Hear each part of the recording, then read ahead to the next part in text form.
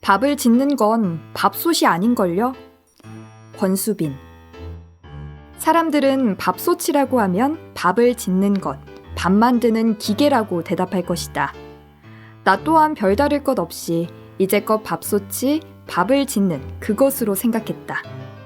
하지만 이제야 나는 깨닫게 되었다.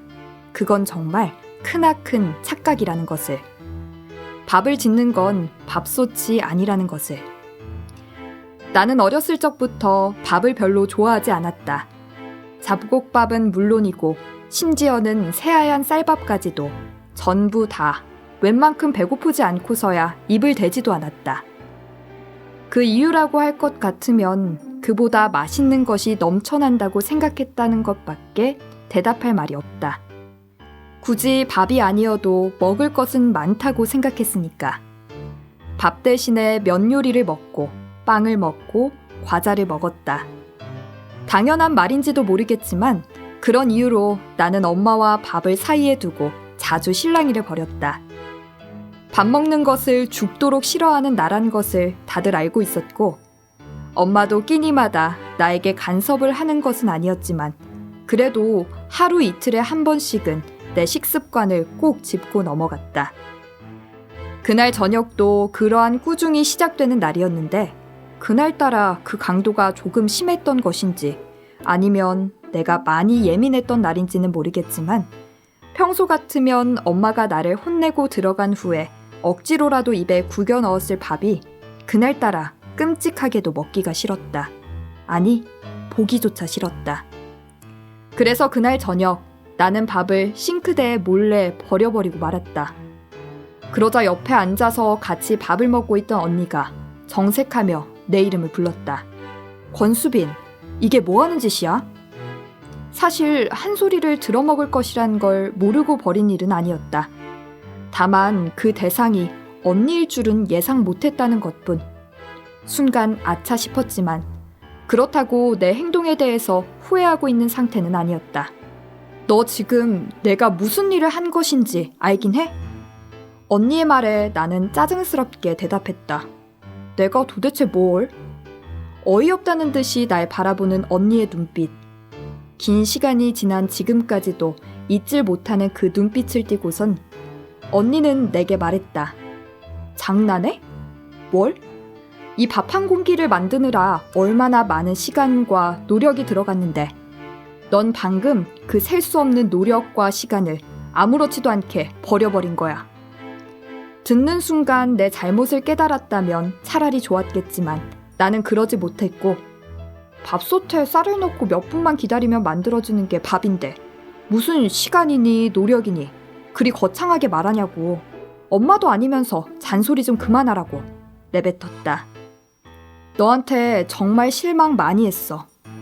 언니는 그 말을 하고 나서는 내 예상과 달리 더는 내게 어떠한 지적도 하지 않았다. 하지만 그날 일이 있던 뒤로 언니는 한동안 내게 말을 걸지 않았다. 내가 애써 분위기를 풀려 말을 걸어봐도 내가 마치 투명 인간이라도 된 것처럼 대답조차 해주지 않았다. 고작 밥 한 공기 가지고 나에게 실망을 했다느니 어쩌느니 나를 무시하는 언니가 참 이해 안 가고 미웠다. 오기가 생긴 나는 그런 언니와 다시는 말을 하지 않겠다고 다짐했다. 그러던 며칠 후 어느 날 내 생각을 뒤바꾼 일들이 일어나게 된다. 그날도 아빠와 운동 삼아 우리 동네 한 바퀴를 돌러 나갔던 참이었다. 우리 아파트 단지를 조금만 더 벗어나면 선바위 강을 따라 논밭이 펼쳐져 있는데 걷다 보니 그곳까지 다다르게 되었다. 걷는 것을 좋아하는 아빠의 손에 이끌려 내 의지와는 전혀 상관없이 이곳까지 와버린 거라 내 입은 삐죽 튀어나왔고 이러쿵 저러쿵 투덜거리며 가고 있었다. 그러던 그때 저 멀리 누군가 문득 내 눈에 들어왔다. 논밭 한가운데의 사람, 그리고 그 옆엔 사람처럼 보이지만 뭔가 어색한 허수아비가 있었다. 가만 걷는데도 더운 이 날씨에 저분은 도대체 뭘 하는 걸까 싶었다. 조금 지나자 벼농사 일을 하고 있었다는 것을 알게 되었는데 이런 더운 날에 일을 해야 한다니 이해가 되지 않았다. 좀 쉬다가 날씨가 선선해지고 나서 해도 될 텐데 왜 저러시는 걸까 싶었는데 그런 생각과 동시에 좋은 쌀을 수확하기 위해서 매일매일을 부지런히 일하시는 분들이 새삼 대단하다고 느껴지기도 했다. 순간 며칠 전 내 행동들이 머릿속을 스치며 뜨끔했지만 그냥 아빠의 팔을 이끌고 뒤를 돌아 집으로 오고 말았다. 그날 오후에는 우리 가족이 함께 마트에 갔다. 난 귀찮아서 평소에 마트에 잘 가지 않는데 마침 쟁여둔 과자들이 다 바닥을 드러내서 하는 수 없이 같이 따라갔던 것이다. 신난 마음으로 과자 코너로 발걸음을 옮기는데 으차 하는 이상한 소리가 바로 옆에서 들렸다. 무슨 소리인가 싶어서 옆을 돌아보니 파란 조끼를 입은 마트 관계자분이 쌀을 쌓아둔 요상한 카트 수레에서 쌀 포대를 진열대로 옮기고 있었다. 놀랍게도 한 사람의 소리가 아니었다. 끙차!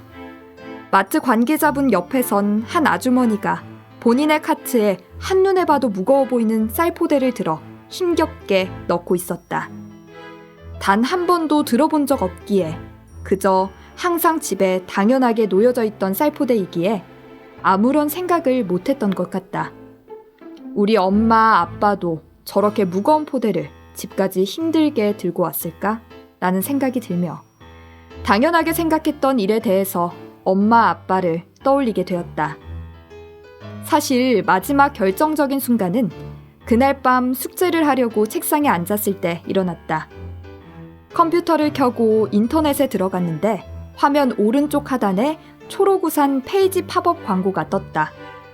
아이가 굶고 있다는, 매일 한 끼 라면으로 끼니를 때운다는 내용이었는데 어린 내가 보기에도 참 안타까웠다. 읽어보면 읽을수록 너무 마음이 아팠는데 생각해보니 점점 그런 생각을 하는 내 모습이 더 안타깝고 마음이 아파졌다. 밥 한 공기 따윈 먹기 싫다는 이유로 버려버리는 내가 도대체 무슨 낯짝으로 그러는 건지 모순된 모습이 아닐까 하는 생각에 휩싸였다. 그제야 나는 깨닫게 되었다. 내가 무슨 짓을 한 건지, 내가 얼마나 잘못된 생각과 행동으로 살아온 것인지를. 우선 당장 언니와 엄마에게 내가 깨달은 점을 말하고 사과의 말을 전했다. 고생한 엄마의 정성에 사과를, 그리고 나를 위한 충고의 말에 되레 짜증 섞인 말로 답한 언니의 마음에 사과를. 그 이후로 나는 노력했다. 지금껏 몇 년의 기간 동안 밥을 꺼리며 살아왔기 때문에 처음부터 밥이 좋아지진 않았지만 그래도 맛있게 먹으려 노력했다. 적어도 예전처럼 밥을 버려버리거나 그저 간단하다며 무시하지 않았다. 내가 먹을 수 있는 양의 밥을 받게 되고 버리는 음식이 없도록 습관을 고쳐나갔다. 그러다 보니 자연스럽게 밥도 잘 먹게 된 것 같고 엄마와 식습관으로 다투는 일도 짜증낼 일도 줄어들면서 동시에 내 몸도 더욱더 건강해지고 있다는 사실을 깨달았다. 그동안 나는 밥을 밥솥이 만드는 것이라고 생각했는데 사실은 그게 아니었다. 밥 한 공기를 위해서 누군가는 그 더운 날씨 아래서 구슬땀을 흘려가며 1년 동안 농사를 지었을 것이고 또 누군가는 누렇게 펼쳐진 논과 밭을 홀로 외로이 지키는 허수아비와 농기구들을 만들었을 것이다. 그리고 그 벼가 자라기까지 필요한 물을 데우는 방법과 그것이 만들어지기까지의 기간 속에 든 시간과 노력은 아마 내가 죽을 때까지 알 수 없을지도 모른다. 밥 한 공기를 위해서 누군가는 농사지은 쌀들을 포장하는 공장을 차려 분주하게 일을 했을 것이고 또 누군가는 그 무거운 쌀포대들을 힘들게 마트까지 운반했을 것이다. 그리고 우리 아빠가 그 몇십 킬로짜리 포대를 우리 집까지 들고 오면서 알게 모르게 눌린 허리가 통증에 영향을 주었다는 사실을 내가 평생토록 모르고 살았는지도 모른다. 밥 한 공기를 위해서 누군가는 밥솥이라는 것을 만들어내기 위해 그 속에 부품을 만들었을 것이고 누구는 밥솥을 작동시킬 전기를 생산하기 위해서 지금 이 순간조차도 노력을 하고 있을 것이며, 또 다른 누군가는 우리에게 이 밥을 해주기 위한 돈을 벌러 그 돈으로 우리의 생활을 지탱하고 있을 것이다. 그리고 우리 아빠가 그 밥 한 공기를 위해서 지금 이 순간조차도 노력을 하고 있을 것이며, 또 다른 누군가는 우리에게 이 밥을 해주기 위한 돈을 벌러 그 돈으로 우리의 생활을 지탱하고 있을 것이다. 밖에서 열심히 일을 하고 들어왔을 것이다. 그리고 몇십여 년 동안 우리가 잘 자랄 수 있게 새벽잠을 깨우며 정성껏 밥을 짓는 엄마의 모습. 나는 지금까지 밥솥에 가려진 그들의 노력을 외면하고 살았다. 그것이 내가 오늘도 그들에게 감사해야 하는 이유이기도 하다. 난 모든 것에는 내가 볼 수 있는 것보다 보이지 않는 부분이 훨씬 더 많다는 것을 알게 되었다. 내가 가볍게 생각했던 밥솥 뒤에조차 수많은 사람들의 시간과 노력, 그 땀방울들이 맺혀 있는데 다른 것들이라고 예외일까? 어른들이 흔히 말하는 세상을 혼자 살아갈 수 없다는 말이 바로 이런 걸 의미한 것이 아닐까 싶다. 밥솥 버튼만 누른다고 뚝딱 밥이 완성되는 것이 아니라 앞서 말한 모든 사람들의 노력을 요구했던 것처럼 내 주변에 있는 모든 것들에 그 몇십 배, 몇백 배의 가치와 노력이 깃들어 있을 것이라고 생각한다. 내 생각이 맞는다면 아마도 밥솥이라는 것은 밥을 만드는 게 아니라 밥을 만들기 위해 노력한 사람들의 열정이 빛을 낼 수 있도록 조금 도와주는 역할을 하는 것 같다. 내가 정말 좋아하는 존 템플턴의 명언이 있는데 그건 감사하는 마음을 가지면 부가 생기고 불평하는 마음을 가지면 가난이 온다. 감사하는 마음은 행복으로 가는 문을 열어준다. 감사하는 마음은 우리를 신과 함께 있도록 해준다. 늘 모든 일에 감사하면 우리의 근심도 풀린다 라는 말이다.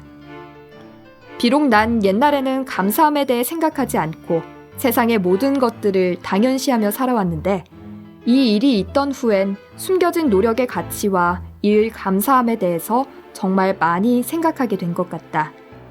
그러다 보니 존 템플턴의 명언이 내 눈에 들어오게 된 것이고 보다 보니 외우게 된 것이고 이 경험이 앞으로 내가 살아가는 데 있어서 많은 것들에 감사하는 삶을 살 수 있도록 만들어줄 것임에 확신하고 또 감사한다. 마지막으로 세상을 편리하게 만들고 우리 주변에서 당연시 여겨지고 있던 모든 것들을 위해 지금 이 순간에도 밥솥 뒤에서 끊임없는 열정을 쏟아내고 있는 분들께 정말 감사하다는 말을 드리고 싶다. 감사합니다, 모두.